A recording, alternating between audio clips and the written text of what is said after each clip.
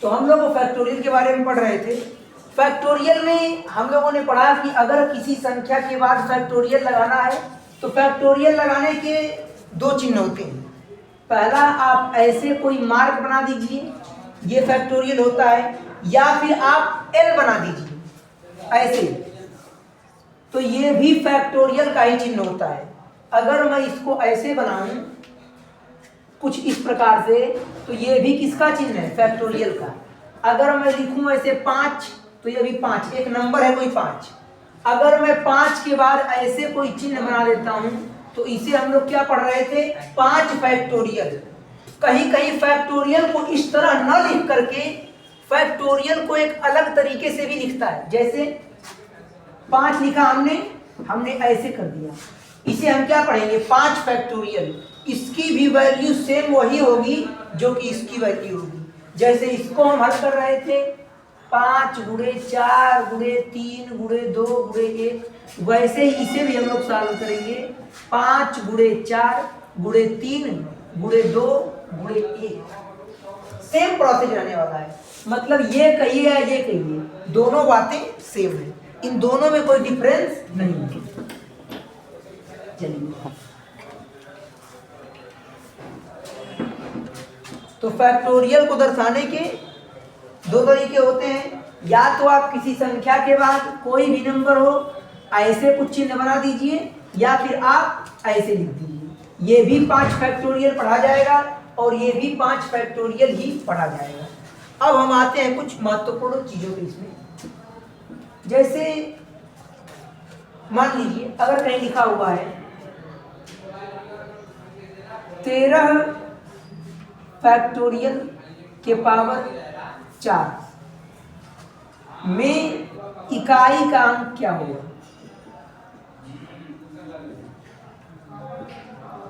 में इकाई का अंक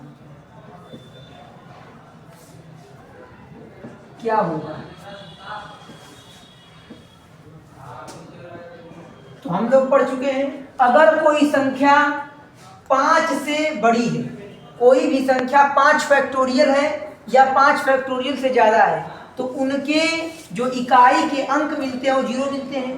तो 13 फैक्टोरियल 4 फैक्टोरियल से बड़ा है, मतलब कि इसके इकाई अंक में क्या आएगा? 0।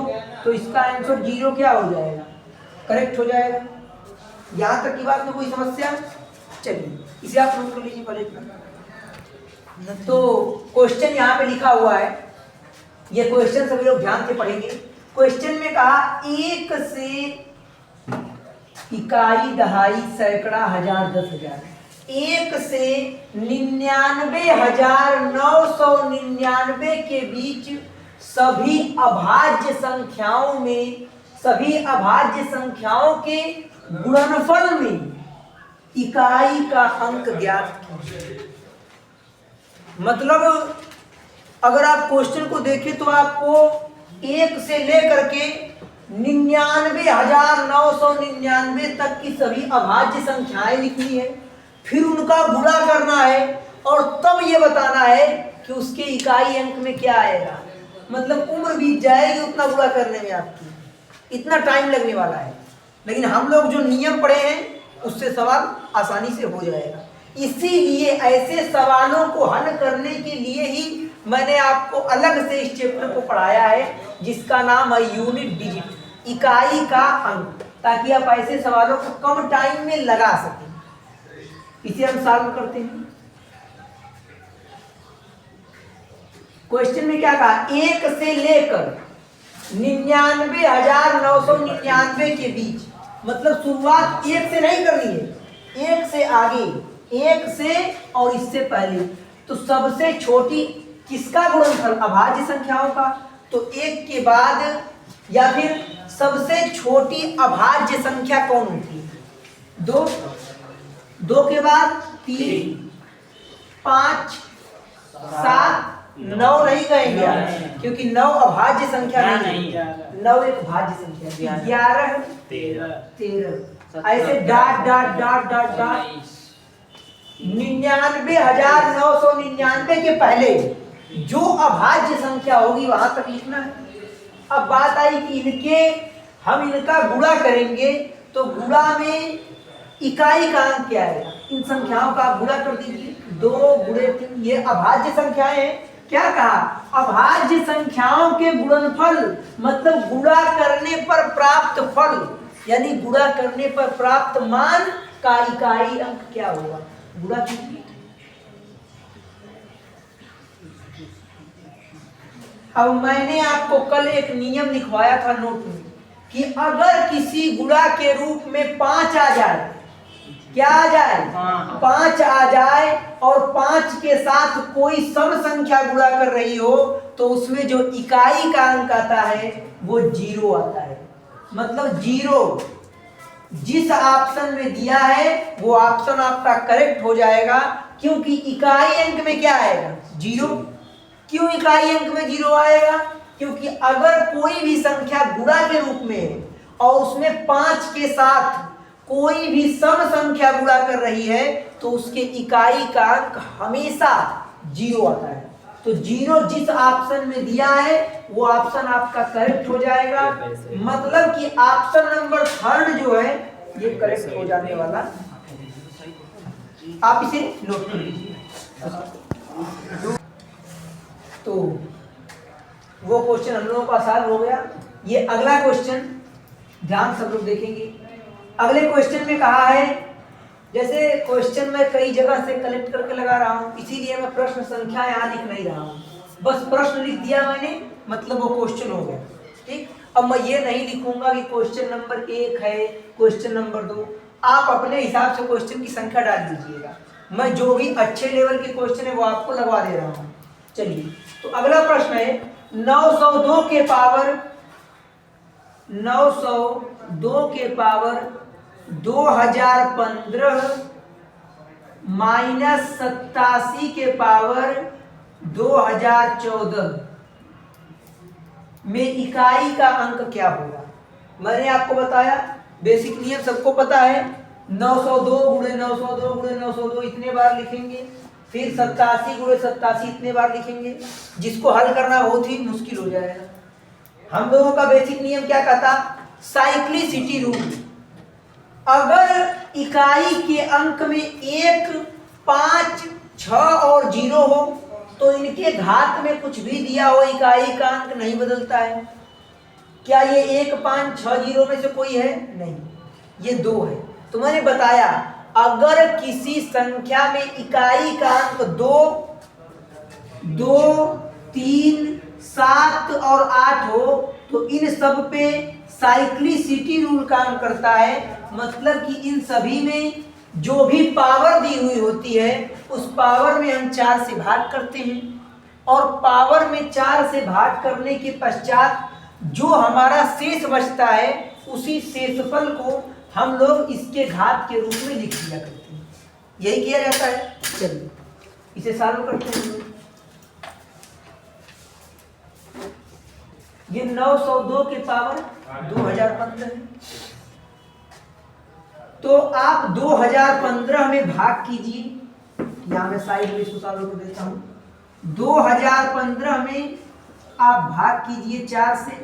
4 पंजे 20 हो जाएगा, कट जाएगा, 1 उतारेंगे भाग नहीं जाएगी, 0। 5 उतारेंगे, 4 तियां 12। कितना शेष बचा? 3। लास्ट में इकाई के अंक में 2 है, तो जो शेष बचा है इसी शेष को इसके पावर के रूप में लिख दिया जाता है। शेष कितना बचा है? 3। तो 2 के पावर हम लोग क्या लिख देंगे? 3। और जो इकाई का अंक आएगा वही इसको सॉल्व करने पे भी इकाई का अंक सेम आने वाला है। माइनस ये 7 आया तो 7 के पावर कुछ भी हो, साइक्लिसिटी रूल, मतलब 2014 में हम लोग 4 से भाग देंगे। 4 पंजे 20 हो जाएगा, कट जाएगा, 1 4 0 बढ़ जाएगा, 4 तियां 12 हो जाएगा, शेष कितना बचा? 2। तो 7 के पावर 2 हम लोग लिख देंगे, कोई समस्या नहीं। 2 के पावर 3 की वैल्यू 8 होती है और 7 के पावर 2 की वैल्यू 49 होती है। आप 49 में से यहां पे एक काम कीजिए, इस 8 को आप माइनस कर लीजिए। तो 49 में से 8 अगर आप माइनस करते हैं तो उस कंडीशन में ये 9 में से 8 जाए, 1 बचेगा और ये 4 हो जाएगा, 41। कितना बचेगा? 41। किसमें? माइनस में। अब ये जो है -41, इसके इकाई का अंक कितना आया? 1। मतलब कि 1 आपका आंसर करेक्ट हो जाएगा। आपका आंसर 1 क्या हो जाएगा? करेक्ट। तो जिस ऑप्शन में 1 दिया है वो वाला ऑप्शन आपका सही हो जाएगा। आप इसे नोट कर लीजिए। जैसे अगर बात करें पिछले क्वेश्चन की, तो जो क्वेश्चन इसके पहले हम लगवाए थे, बताए थे, अगर कोई अंक माइनस में आ रहा हो तो उसे 10 में से घटा लेते हैं, लेकिन ये जो अंक है ये दहाई से बड़ा है। 41 दहाई से बड़ा है, मतलब ये 10 से बड़ा है, इसीलिए ये माइनस में होने के बावजूद भी इसको 10 में से घटाने की कोई आवश्यकता नहीं है, क्योंकि ये 10 से खुद बड़ा है।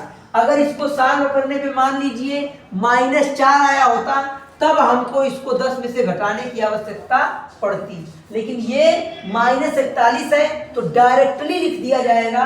इसके इकाई का अंक 1। नोट कर लीजिए।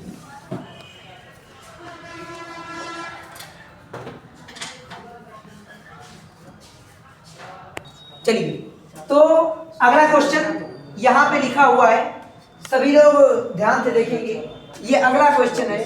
क्वेश्चन में लिखा है 44 के पावर 44 फैक्टोरियल प्लस 99 के पावर 99 फैक्टोरियल के इकाई का अंक ज्ञात कीजिए।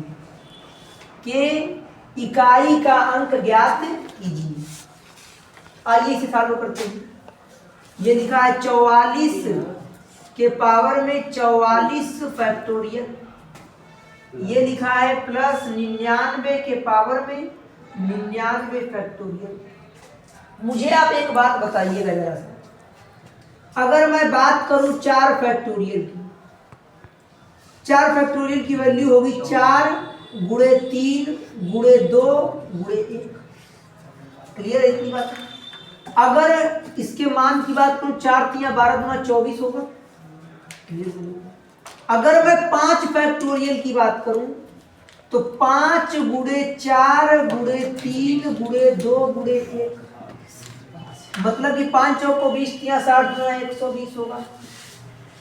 मतलब कि जो 4 से बड़ा फैक्टोरियल होगा वो 4 से विभाजित होगा, क्योंकि 4 से बड़े फैक्टोरियल में गुणा के रूप में 4 आएगा। जैसे ये 4 से बड़ा फैक्टोरियल है ना, अगर मैं इसमें 4 से भाग देता हूं तो क्या ये पूरा पूरा कट जाएगा? मतलब निष्कर्ष निकल रहा है। निष्कर्ष क्या निकल रहा है यहां से, मैं फिर से एक बार आपको समझाता हूं। जैसे ये 5 फैक्टोरियल, वैल्यू क्या होगी? 5 गुणे 4 गुणे 3 गुणे 2 गुणे 1। अगर मैं 5 फैक्टोरियल में 4 से भाग देता हूं, किससे? 4 से भाग देता हूं, तो क्या ये भाग पूरी पूरी चली जाएगी? तो हाँ, ये भाग पूरी पूरी चली जाएगी, क्योंकि जो भी 4 से बड़ा फैक्टोरियल होगा वो ये कन्फर्म है कि वो 4 से डिवाइड होगा। क्या होगा? 4 से वो डिवाइड होगा। देखिए पूरा पूरा कट गया। लेकिन अगर वहीं मैं 4 से छोटे फैक्टोरियल की बात करूं, 3 फैक्टोरियल की बात करूं, तो 3 गुणे 2 गुणे 1, क्या ये 4 से पूरा पूरा कटेगा? तो ये नहीं कटेगा, क्योंकि इसमें कहीं 4 आया ही नहीं है। मतलब कॉन्सेप्ट की बात ये हुई, निष्कर्ष ये हुई कि अगर कोई फैक्टोरियल 4 से बड़ा है तो वो 4 से पूरा पूरा विभाजित होगा। अगर कोई फैक्टोरियल 5 से बड़ा है तो वो 5 से पूरा पूरा कटेगा। जैसे अगर मैं बात करूं 6 फैक्टोरियल की, तो ये 5 से क्या है? बड़ा है, तो ये 5 से पूरा पूरा कट जाएगा। कैसे? तो 6 फैक्टोरियल को सॉल्व करेंगे तो 6 गुणे 5 गुणे 4 गुणे 3 गुणे 2 गुणे 1 होगा। इसमें आप 5 से भाग देंगे तो कटेगा कि नहीं कटेगा? पूरा पूरा कट जाएगा। मतलब कोई भी फैक्टोरियल जिस संख्या से बड़ा होता है वो उसके पहले की हर संख्याओं से पूरा पूरा कट जाएगा। अगर 6 फैक्टोरियल है तो ये 5 से पूरा पूरा कट जाएगा। अगर 6 फैक्टोरियल है तो ये 4 से पूरा पूरा कट जाएगा। अगर 6 फैक्टोरियल है तो ये 3 से पूरा पूरा कट जाएगा। 6 फैक्टोरियल से छोटी जितनी भी संख्याएं होंगी ये इससे पूरा पूरा क्या हो जाएगा, कट जाएगा। आइए देखते हैं। सेम उसी प्रकार से ये 4 है, 44 फैक्टोरियल। तो हम लोगों ने नियम क्या पढ़ा, अगर किसी भी कोई भी एनी वन नंबर किसी भी संख्या के पावर में, किसी भी संख्या के पावर में अगर कोई फैक्टोरियल दिया हुआ कोई भी चीज दी है, उसमें हम डायरेक्टली क्या करते हैं, 4 से भाग करेंगे। नियम तो ये कहता है। तो जो 44 फैक्टोरियल होगा, क्या ये 4 से पूरा पूरा डिवाइड हो जाएगा? हाँ, बिल्कुल डिवाइड हो जाएगा। तो इसके इकाई के अंक में क्या है, 4 इकाई के अंक में है, और 4 के पावर में क्या आएगा, 4 आएगा। क्यों? ये 4 से पूरा पूरा कट जा रहा है। प्लस 99 के इकाई का अंक 9, 99 फैक्टोरियल है, इसकी वैल्यू जो भी होगी तो क्या है, 4 से पूरी पूरी कट जाएगी, कट जाएगी। क्योंकि 4 से बड़ा अगर 99 फैक्टोरियल को हम सॉल्व करें, 99 गुणे 98 ऐसे करते करते इसमें 4 भी आएगा, 4 से पूरा पूरा कट जाएगा। इकाई अंक 9 के पावर 4। इतने छोटे को सॉल्व करना है। मैंने आपको बताया था, अगर 4 के पावर कोई सम संख्या हो तो उसके इकाई का अंक 6 आता है। प्लस अगर 9 के पावर कोई विषम संख्या है तो इकाई का अंक 9 आता है, और अगर 9 के पावर में कोई सम संख्या है तो इकाई का अंक 1 आता है। 6 में 1 को जोड़ेंगे तो 7 आएगा, इकाई का अंक 7 हो जाएगा। जिस ऑप्शन में 7 दिया है वो वाला ऑप्शन आपका करेक्ट हो जाएगा। मतलब कि जो ऑप्शन नंबर 3 है वो यहाँ पे सही हो जाएगा। तो ये ऑप्शन नंबर 3 करेक्ट हो जाएगा। नोट कर लीजिए।